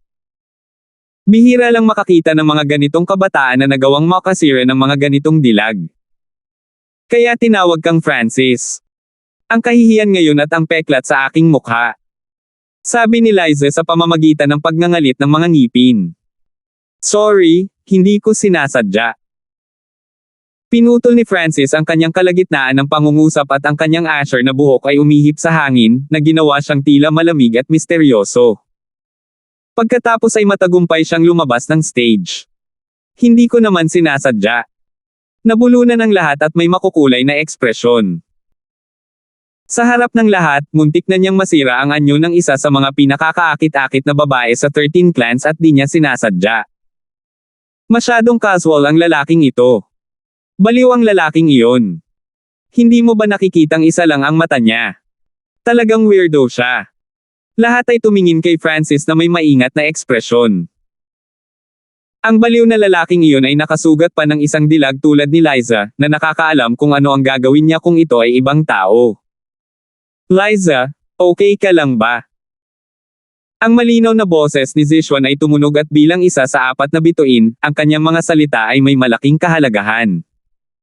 Ayos lang ako. Nagawa ni Liza nang umiti. Si Zishuan ay kilala sa kanyang pagmamalasakit sa 13 clans at dahil siya rin ay sobrang gwapo, siya ang perpektong kapareha para sa marami. Kasabay nito, nagalit ang lahat ng nasa spectating stand ng Secluded Jade Palace. Kailan nagkaroon ng malupit na disipulo ang isang matuwid na angkan tulad ng Broken Moon Clan? Sigaw ng Secluded Jade Palace Master. Nagkatinginan ng mga nakatataas sa Broken Moon Clan at medyo na-pressure sila. Sa mga tuntunin ng lakas, ang Secluded Jade Palace ay nasa ika-6 na ranggo, mas malakas kaysa sa Broken Moon Clan, na napakalayo ang nararanggo. Medyo nasugatan lang siya. Ang unang elder ay may kalmadong ekspresyon. Wala ring masyadong reaksyon mula sa Broken Moon Clan, tulad ng mga aksyon ni Francis na katanggap-tanggap. Iniisip kung paano sinaktan ng taong ito kahit na ang mga disipulo ng parehong clan sa Floating Crest Trial, kaya hindi na nakakagulat kung sinaktan niya ang mga disipulo mula sa ibang clans. Slightly injured.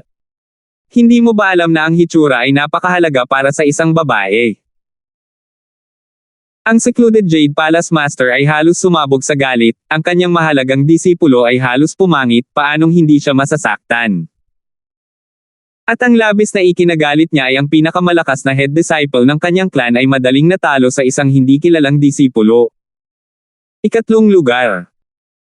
Agad na nilagyan ni Liza ang isang mahalagang gamot, ngunit hindi pa rin alam kung mananatili ang mga galos doon o hindi. Liza, ipaghihiganti kita. Kalmado ang boses ni Zishuan, ngunit naglalaman ito ng lubos na pagtitiwala. 226. Liza, ipaghihiganti kita. Bilang isa sa 4 na bituin, ang bawat aksyon ni Zishuan ay binigyang pansin. Nang sabihin niya ito, ang mga alagad sa 3 lugar ay nagsimulang tuwang-tuwa. Hahaha, karma na yan. Talagang mayabang ang brat na iyon. Kahit ang isang kalmado na tulad ni Zishuan ay nasaktan sa kanyang mga ginawa. Masaya ang lahat tulad ng naipadala na si Francis sa yugto ng pagpapatupad. Ang katanyagan ng 4 na bituin ay umabot sa isang hindi matiis na taas. Walang nag-isip na si Francis ay may anumang pagkakataon laban kay Zishuan. Salamat Kuya Shu. Hindi tinanggihan ni Liza ang alok ni Zishuan at inalis niya ang kanyang mga mata kay Francis. Kahit gaano pa siya kabait, pagkatapos hampasin sa mukha sa harap ng napakaraming tao, hindi niya maalis ang galit sa kanyang puso. Nang makitang ang lahat ay tumingin kay Francis na parang patay, si Fulton, na nasa tabi ni Francis, ay nabalisa. Kapatid na Hanford, ang sitwasyon ay mukhang hindi masyadong maganda. Sabi ni Fulton na bahagyang mapait. Dahil nakatayo siya sa tabi mismo ni Francis, pinapansin din siya ng iba at walang pag-aalinlangan, ang mga taong iyon ay hindi magiging madali sa kanya. Iilan lang ang mga taong madaling talunin ka. Kung talagang hindi ka manalo, aminin mo na lang ang pagkatalo. At naniniwala ako sa lalong madaling panahon na walang maglalakas loob na makipaglaban sa iyo. Alam ni Francis na si Fulton ay nasangkot din sa bagay na ito dahil sa kanya, ngunit alam din niya ang lakas ng huli dahil regular na nag-sparring ang dalawa. Nakakatawa. Malamig na tumawa ang mga nasa malapit nang marinig ang usapan ng dalawa. Hinawakan ni Fulton ang kanyang boses, paano ka naging malupit sa ganoong kagandahan? Slight injury lang. Kung ibang tao, pare-pareho ang resulta. I treat everyone the same. Plus, hindi ko talaga sinasadya. Ang huling pangungusap ni Francis ay walang kumpiyansa. Pare-pareho ang pagtrato sa lahat. Umiling si Fulton. Bagaman ito ay madaling sabihin, hindi marami ang makakagawa nito. Ngunit hindi niya alam na sa harap ng kaliwang mata ni Francis, lahat ay naging isang tumpok ng laman at buto, hindi mahalaga kung sila ay isang kagandahan o hindi. Sa makatuwid, si Francis ay hindi masyadong naapektuhan ng hitsura. Area 3. Nagpatuloy ang mga laban. Hindi nagtagal ay turn na ni Fulton at ang kanyang kalaban ay isang kabataang nakadilaw na nakadamit na nasa 5th sky. Kakampi mo ang one-eyed brat. Gagawin kong napakasakit para sa iyo ang laban na ito. Brutal na sabi ng binatilyong nakadilaw na damit. Walang sinabi si Fulton at inilabas niya ang kanyang espada, na tumago sa depensa ng true force ng dilaw na nakadamit na kabataan. Sa mga tuntunin ng cultivation, si Fulton ay nasa peak 4th sky lamang, ngunit siya ay nirerango sa top 5 sa Broken Moon Core Disciples. Ang kabataang nakadilaw na nakadamit ay natalo sa 2 hanggang 3 galaw. Ang lakas na ipinakita ni na Francis at Fulton pagkatapos ng unang round ay naging dahilan ng pag-iingat ng iba. Susunod. Nagsimula na ang second round. Si Zishuan ay muling umakyat. Ang kalaban ni Zishuan sa pagkakataong ito ay isang kabataan sa 6th sky na nagmula sa Cloud Sword Clan. Jiang. Isang kumikinang na gintong lumilipad na espada ang lumipad mula sa likod ni Zishuan, at lumipad ito palabas ng may matinding bilis at lakas. Ang disipulo ng Cloud Sword Clan ay hindi masama at ang kanyang forte ay ang espada, na agad na nag-iwan ng field ng berdeng mga espada sa hangin. Sure. Ang kumikinang na gintong liwanag ay tumama sa kalaban sa hindi kapani-paniwalang talas. Inaamin ko ang pagkatalo ko. Agad na sumuko ang alagad ng Cloud Sword Clan at sa oras na ito, may dagwang sugat na sa kanyang pisngi. Sa mga tuntunin ng lakas, ang kabataang ito mula sa Cloud Sword Clan ay kapantay ni Marcin, ngunit siya ay natalo kaagad. Malapit na. Si Francis na naman. Nakatawag pansin ng marami ang figure ng isang kabataang may isang mata at asul na buhok. At sa pagkakataong ito, napakalakas pa rin ang kalaban ni Francis. Ito ay isang parisukat na mukha na kabataan na nakasuot ng itim na damit. Ang itim na nakasuot na kabataan ay may itim na mga mag-aaral at siya ay walang emosyon. Tumayo siya habang nasa likod ang mga kamay at may kakaibang aura na kumalat sa katawan niya. Isang pangunahing disipulo mula sa sinaunang dambana. Si Torin na nakalagay sa ikatlo sa Ancient Shrine Core Disciples Rankings. Maraming tao ang nakahinga ng maluwag. Ang Area 3 ay talagang puno ng maraming malalakas na tao. Bukod kay Zishuan, nandyan sina Torin at Liza. Ang mga taong ito ay malapit sa itaas ng hagdan. Ang mga kalahok na disipulo ng sinaunang dambana ay palaging mababa ang bilang at sa pagkakataong ito ay 5 lamang ang dumating, posibleng lahat ng mga nakababatang henerasyong disipulo ng sinaunang dambana. Ang sinaunang dambana ay dumaan sa landas ng mga elite. Ayon sa nakaraang karanasan, ang lahat ng mga Ancient Shrine Disciples ay karaniwang nakarating sa top 20 at tiyak na magkakaroon ng isa sa top 3. Zizis, ang swerte ni Francis ay hindi masyadong maganda. Ang mga tinig na nagngangalit ay umalangaw-ngaw mula sa ibaba. Maging si Photon ay kailangang umamin sa puntong ito. Una, si Liza at ngayon, si Torin. Kailangang malaman ng isang tao na kung ang swerte ng isang tao ay hindi masyadong maganda at nakilala nila ang malakas na kalaban sa bawat oras, ang kanilang pagganap ay babagsak sa paglipas ng panahon. Sina Zishuan at Liza ay parehong nanunood sa labanang ito. Maging ang ilang mga tao mula sa kabilang lugar ay tumingin sa ibabaw. Ang dahilan kung bakit sila nagbigay pansin ay dahil sa 2 puntos. Una, pinahiya ni Francis ang isang kagandahan sa laban noon at nag-iwan siya ng malupit na impresyon sa kanilang mga puso. 2, ang mga disipulo ng sinaunang dambana ay malakas at ang kanilang mga pag-atake ay napakahiwaga. Sa makatuwid, naging focus point ang laban nina Francis at Torin. Kekeki. Hindi ka ba aamin ng pagkatalo pagkatapos mong makita na ako ang kalaban mo? Isang sizzle ng asul na ilaw ang lumiwanag sa mga itim na pupils ni Torin. Isang hindi nakikitang layer ng mental energy ang bumalot sa lugar. Sa normal na mga pangyayari, ang mga kalaban ni Torin ay tatayo ng 1 o 2 segundo bago mawala ng malay sa lupa. Naramdaman lamang ni Francis ang isang di nakikitang kamay na durog sa kanyang katawan. Kasabay nito, ang mga nakakaakit na boses ang umalangaw-ngaw sa kanyang isipan. Pag-atake ng Hypnotist Illusion. Nakilala ni Francis ang estilo ng opensa ng kanyang kalaban ng napakabilis. Gayunpaman, ang mental energy ng huli ay hindi malapit sa nakahod na figure mula sa araw na iyon, kaya paano nito mapipinsala si Francis? Isang hininga. 2 hininga. Mabagal na lumipas ang oras. Makalipas ang 3 hininga. May ngiti pa rin si Francis sa kanyang mukha habang nakatayo siya sa parehong lugar. Paano ito naging posible? Nagsimula ng mamuo ang malamig na pawis sa noo ni Torin nang maging mataimtim ang kanyang ekspresyon. Ang kanyang mga mata ay malamig na kumikislap habang ang isang layer ng kulay abong apoy ay nabuo sa paligid niya at ang asul na liwanag sa kanyang mga mata ay naging mas malaki. Ang enerhiya ng kaisipan sa hangin ay naging sanhi ng bahagyang pagbabago ng enerhiya. Malinaw na ginamit ni Torin ang lahat ng kanyang lakas at naramdaman lamang ng mga manunood ang panginginig ng kanilang mga puso at nakaramdam din sila ng pagkabalisa. Napakalakas ng mental energy attack. Ang isang bahagi ng mga disipulo sa ibaba ay nadama ang kanilang mga puso na tumalon nang madama nila ang bahagi ng natitirang pag-atake. Ang isang maliit na bilang ng mga tao ay may mga ekspresyon ng takot o pagod. Parehong naantig sina Zishuan at Liza sa pagpapakitang ito ng mental energy.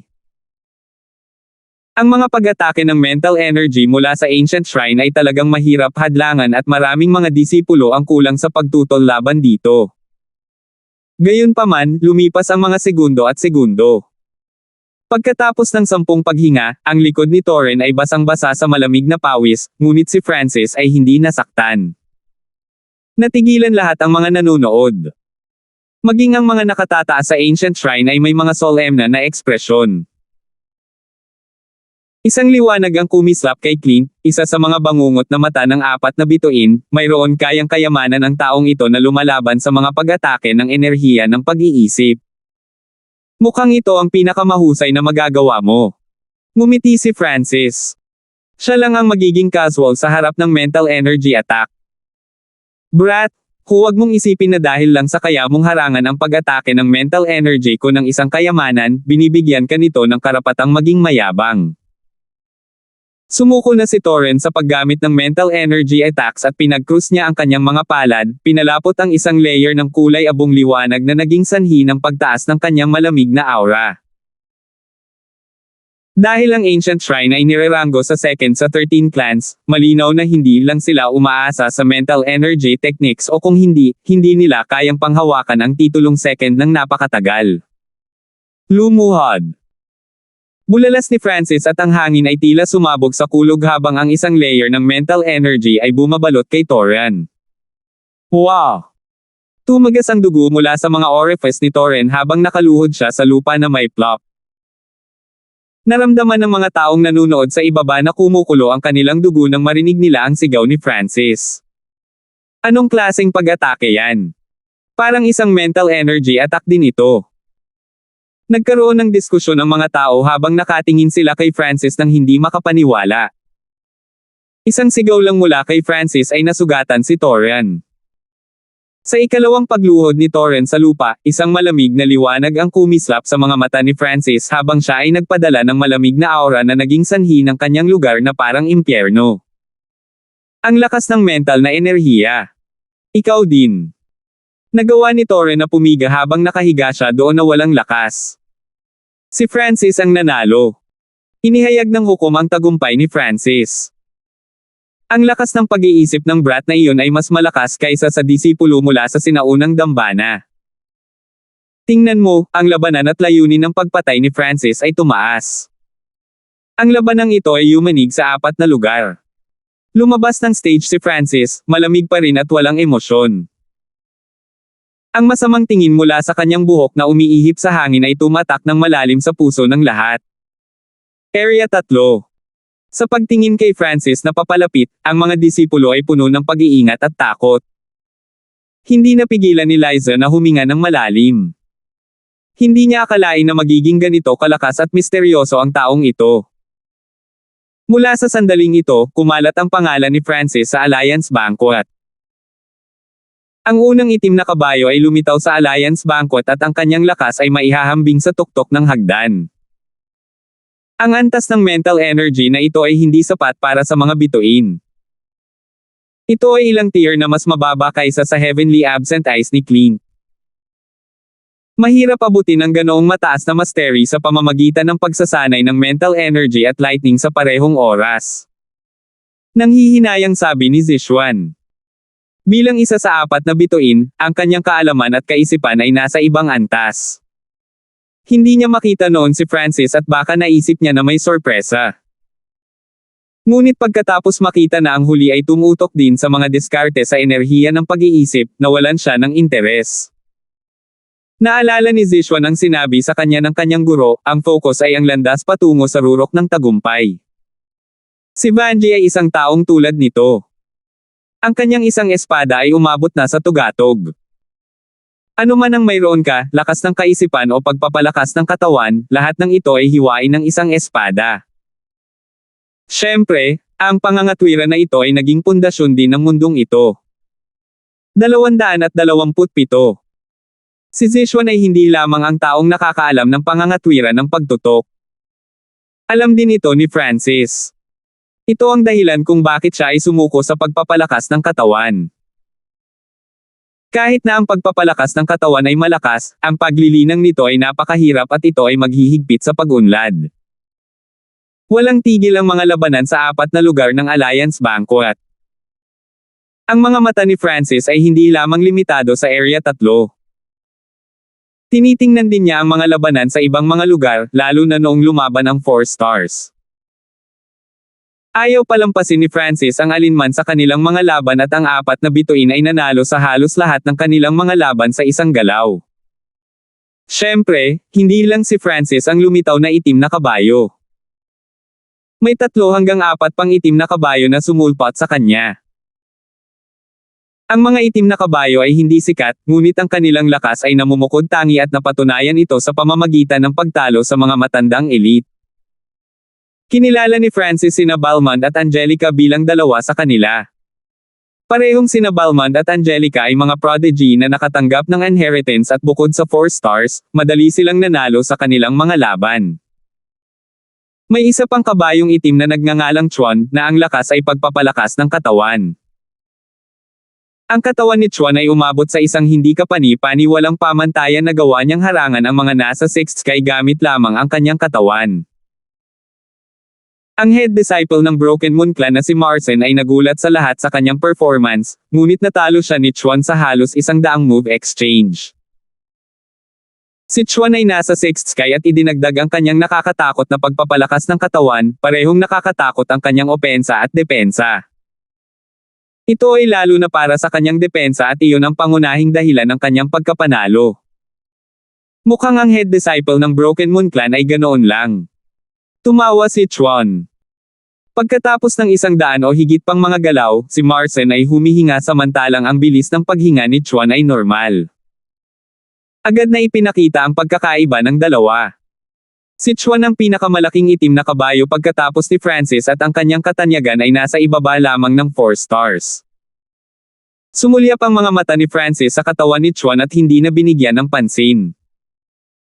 Sa sandaling ito, sa unang bahagi, isang maliwanag na kislap ng liwanag ang tila tumago sa mga ulap. Isang simpleng babae ang nakadamit na may balat na kasing puti ng nyebe at may hawak na 3 yarda ang haba na berdeng espada ang nakatayo doon. Para siyang diyosa sa isang painting. Tinalo ni Vanji ang kanyang kalaban sa isang galaw muli. Ang bawat galaw niya ay ginawa sa isang iglap at ito ay magpapababa sa mga labanan sa ibang mga lugar. Ang nakakalungkot lang ay ang mga kilos ni Vanji ay masyadong mabilis at walang sino man ang nakakakita ng malinaw sa kanyang mga galaw. Ngunit may isang exception at iyon ay si Francis. Gamit ang God Spiritual Eye ni Francis, nagawa niyang gampanan ang eksena ng isang espadang bumagal ng halos 100 beses. Natigilan siya sa kapangyarihan ng isang espadang iyon. Marahil ay naabot na nito ang kapangyarihan ng Peak 7th Sky at ang mga normal na cultivator sa 7th Sky ay malamang na agad na mapatay ng isang espadang iyon. Naramdaman pa ni Francis na kung haharapin niya ang espadang iyon ng diretso, siya ay papatayin sa isang galaw. Ang opensa ni Vanji ay nalampasan ang bawat henyo na naruroon at siya ay nakatayo sa tuktok, hindi natalo at nag-iisa. Bagamat ang kanyang depensa ay maaaring hindi kasing husay ni Chuan at Balmond at ang kanyang mga galaw ay hindi kasing hiwaga ng kay Clint at Zishuan, hanggat mayroon siyang isang espada, bawat pag-atake na kanyang kakaharapin ay mabubutas. Isang espada na tumatagos sa 10,000 mga diskarte. Iyon ang sword daw. Hindi mapigilan ni Francis na huminga ng malalim. Ipinaalala sa kanya ni Vanji si Xin Wuheng na misteryosong umalis noong araw na iyon. Kung ang isang tao ay kailangang mapili sa Alliance Banquet na kayang lumaban kay Vanji, ito ay si Clint. Ang huli ay tinatalo rin ang kanyang mga kalaban sa isang galaw at ang kanyang mental energy techniques ay napaka-misteryoso at nalampasan pa nila ang nakahod na figure mula sa araw na iyon. Marcin versus Clint. Sabi ng isang boses. Hindi mapigilan ni Francis na tumingin. Pagharap sa numero 2 ng 4 na bituin, isang mapait na ngiti ang lumitaw sa mga labi ni Marcin. Siyempre, hindi siya sumuko at ang puso niya ay parang bato. Bumalik sa Broken Moon Clan, dumaan si Marcin sa training ni Francis at nagkaroon siya ng pagtutol laban dito. Tumayo si Clint habang kumakalat ang malamig na aura sa buong lugar at tila nagyayelo sa hangin. Nanginig ang puso ni Marcin nang maramdaman niyang nahulog siya sa isang bangin. Lumawak ang malamig na aura sa kanyang isipan. Sa puntong ito, ang mukha ni Marcin ay naging maputlang puti. Kung tutuusin, dumaan na siya sa pagsasanay ni Francis at nagkaroon siya ng malakas na pagtutol laban sa mga diskarte sa mental energy. Bahagyang nagulat si Clint, ito ang unang pagkakataon na hindi niya agad natalo ang kanyang kalaban. Sa puntong ito pa lamang ay may karapatang ipagmalaki si Marcin. Galit na nagpumigla si Marcin nang biglang kumislap ang kanyang mga mata at iginuhit niya ang kanyang talam. Hinampis niya si Clint. Walang ekspresyon ang huli nang lumitaw ang pulang ilaw sa kanyang mga mata. Mga matang walang langit. Naghiyawan ang mga manunood. Mga matang wala sa langit. Ang pinakamahalagang pamamaraan ng ancient shrine na nangangailangan din ng bloodline power para makultivate ito. Sa ikalawang pag-activate ni Clint ng kanyang heavenly absent eyes, tila siya ang naging emperador. Ang hindi nakikitang mahiwagang kapangyarihan ay naging sanhi ng pagyanig ng mga kalapit na disipulo. Sa sandaling ito, tila may kakayahan si Clint na tumayo laban kay Vanjie. Hindi maganda. Napabuntong hininga si Marcin nang maramdaman niyang na-freeze ang kanyang katawan. Malamig na tiningnan siya ni Clint. Plop! Bumagsak si Marcin sa lupa na basang-basa sa malamig na pawis at siya ay napagod. Ang ginawa lang ni Clint ay ice-scan si Marcin at ito ang gumuho sa huli. Lumilitaw ang mga tunog ng paghugot ng malamig na hininga. Parehong sina Orland at Zishwa ng 4 stars ay may maingat at solemna na mga ekspresyon. Ang mga chismis ay hindi totoo. Ang kailangan lang gawin ni Clint ay sumulyap sa kanyang kalaban ng isang beses gamit ang kanyang heavenly absent eyes at natalo niya ang mga ito. Masyado siyang nakakatakot. Sa 4 na bituin, si Clint ay walang pag-aalinlangan ang pinakamisteryoso. Ang mga kalahok na disipulo ay natigilan lahat. Matapos matalo si Marcin, parehong sina Francis at Fulton ay pumunta para tingnan siya. Dahil nagsanay din si Francis sa landas ng mental energy, may karapatan siyang ipahayag ang kanyang iniisip. Sa sandaling ito, si Marcin ay nabigla pa rin at siya ay napakahina. Brother Yang, ang iyong pagod at antok ay nagmumula sa paggamit ng mental energy. Nasaan ang returning deity spiritual pill na sinabi kong ihanda mo? Paalala ni Francis. Kaagad na kinain ni Marcin ang returning deity spiritual pill at muling nagpakita ang kulay sa kanyang mukha. Sa kabutihang palad, si Clint ay hindi kumilos ng masyadong malupit at hindi niya nasaktan ang mental energy ni Marcin. Brother Hanford, noong tinamaan ako ng mental energy technique na iyon, naramdaman kong parang nakulong ako sa isang kulungan sa isang bangin at kahit anong hirap ko hindi ako makatakas. Napabuntong hininga si Marcin. Oh, mukhang ito ay isang mental energy illusion technique. Sinabi ni Francis pagkatapos ng ilang pag-iisip. Bakit ko naramdaman na napakaraming oras na ang lumipas? Nagtataka na tanong ni Marcin. Ang bilis ng mental energy ay iba sa realidad. Parang kung paano mo madadaanan ang iyong mga alaala sa isang pag-iisip lang, pero sa totoo lang, isang iglap lang ang lumipas. Bahagyang ngumiti si Francis. Ang mga diskarte sa ilusyon ng enerhiya sa pag-iisip ay ang kakayahan din ni Francis, ngunit ang heavenly absent eyes ni Clint ay mas malalim at malalim kaysa sa kanya. Habang kausap ni Francis si Marcin, tumingin din si Clint, na nasa hindi kalayuan. Tila may naramdaman si Francis at tumingin siya ng diretso sa mga mata ni Clint. Agad na nagsalubong ang mga alon ng hindi nakikitang mental na enerhiya, na tila nagyelo sa hangin. Madilim at misteryoso ang mga mata ni Clint, habang ang isang mata ni Francis ay malalim ngunit tila may katalas ito. Sa puntong ito ng panahon, natahimik ang lahat. Bukod kina Francis at Clint, pakiramdam ng iba ay hindi sila makahinga. Bawal ang sparring maliban sa mga nakikipaglaban. Nadurog ang aura ng isang tao sa True Spirit Realm. Lumingon si Francis at bumalik siya sa Area 3 ng walang ekspresyon. Medyo kawili-wili ang lalaking iyon. Bakit nanginginig sa excitement ang aking heavenly absent eye? At ang eye patch niya? Bulong ni Clint sa sarili. Ang mga kalapit na alagad ay nagpakawala ng mahabang hininga. Nang harapin ni Francis si Clint, nakaramdam sila ng pressure sa kanilang mga kaluluwa na napakasama. Pagkatapos ng palitan na ito, marami ang naging mas maingat kay Francis. Hindi natitinag ang posisyon ng nangungunang itim na kabayo. Sa buong alliance, sino ang nang-ahas na harapin si Clint? At sa pagtingin sa sitwasyon, pantay ang laban ng dalawa. Area 3. Napakatingkad ng isang mata at Asher na buhok ni Francis. Bukod kay Zishuan, ang lahat ay naging maingat at ang ilan ay natakot pa kay Francis. Maging si Liza ay hindi mapalagay. Sinabi sa kanya ng kanyang woman instincts na si Francis ay isang napakadelikadong tao.